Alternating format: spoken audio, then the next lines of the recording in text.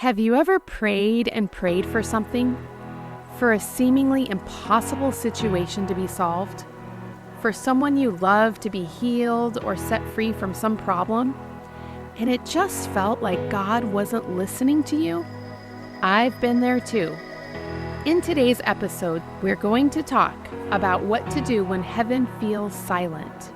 You'll learn how to hold on to faith when you don't see results, how to find hope in the waiting season, and how to trust that even in your desert season, God is still making a way for you. So if you're ready to do the work, grab your notebook, pour your mocha, and let's dive in. Hi friends, welcome to the Awakened Christian Woman. Are you tired of distractions pulling you away from God? If you want to trust Him more and pray effectively, you're in the right place. Hey, I'm Sarah, a wife, mom, and your Jesus-loving friend. I created simple disciplines I could actually stick with to awaken my faith.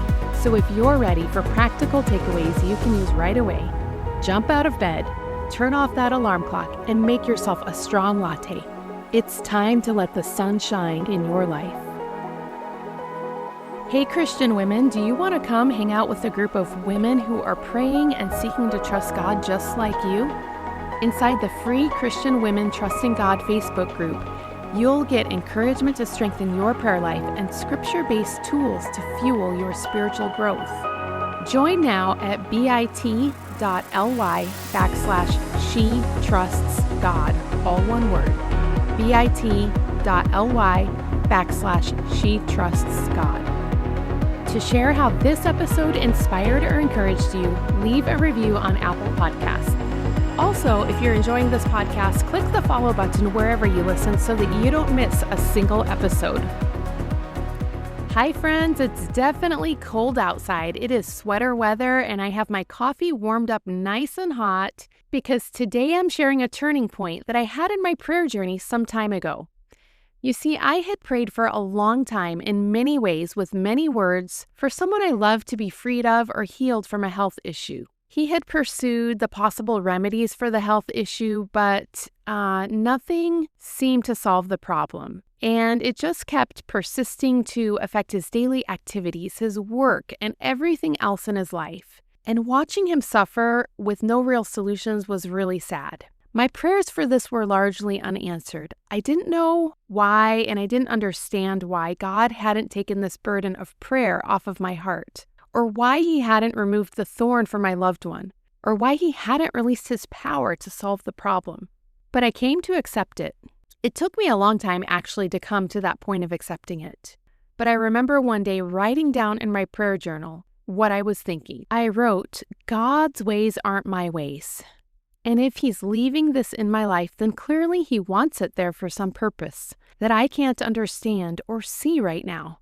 It is clearly my cross to bear in prayer. If He wanted to remove this from my loved one, He could, but He hasn't. So I have to accept His sovereign will, even if it brings me pain, even if I don't like it. From here on, I choose to leave my burden in His hands, and I accept that He may want me to carry this sorrow, this prayer burden, for a length of time that's unknown to me. That is how dire the situation was. I really thought that I might have to pray over this issue for the rest of my life. Talk about a heavy feeling. You see, I knew the Lord was all-powerful, and I had prayed diligently. I knew He could answer my prayers. But He had not answered in the way I expected Him to. I had to choose to trust Him, even though His ways were and are mysterious to me. Even though I didn't understand, I didn't have a clue of what He was doing. Even though I deeply desired the testimony of an answered prayer for my loved one to be set free of this nagging problem that affected every area of his life. And I would have given the Lord all the glory and all the thanks because I had tried everything on my own, and my solutions, of course, hadn't worked. So I had deep sadness as I surrendered my desire, my hope for my loved one's issue to be resolved. I really believed it would have happened by that point in my prayer journey, but I had to admit it hadn't happened. I still believed God could do that miracle if He wanted to. He could solve that problem in His own way, in His own timing, but I had to release my expectation because I knew His sovereign will might be very different from my will, for whatever reasons I could not understand. You see, we want to understand everything, but sometimes we don't. Sometimes we can't. And sometimes there just don't seem to be any answers to the questions that are burning in our souls. Sometimes it seems like there aren't any solutions to those problems that keep us awake at night. This left me brokenhearted. I cared so much about my loved one, and yet I knew the Lord was with me, feeling every pang of sadness that I felt. I call these desert seasons. They seem to take over and sap your strength and even your concentration. If your desert season right now is physical pain, you might not be able to do all the things you used to. It might even be painful to do much of anything at all. If your desert season right now is a broken relationship, you might not feel like working on it.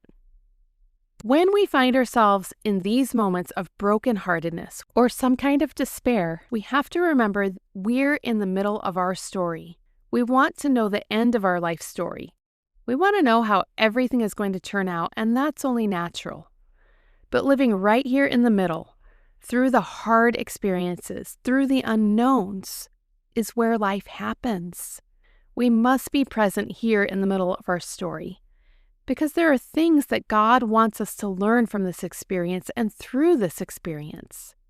If that lesson is only to trust Him even when He doesn't answer our prayers, then it's valuable to learn that lesson because He deserves our full attention, whether or not He's answering our prayers. We have to come to the point of being willing to wait silently, patiently, to see what He does and how He does it. In the desert seasons, you will feel emptied out in those moments.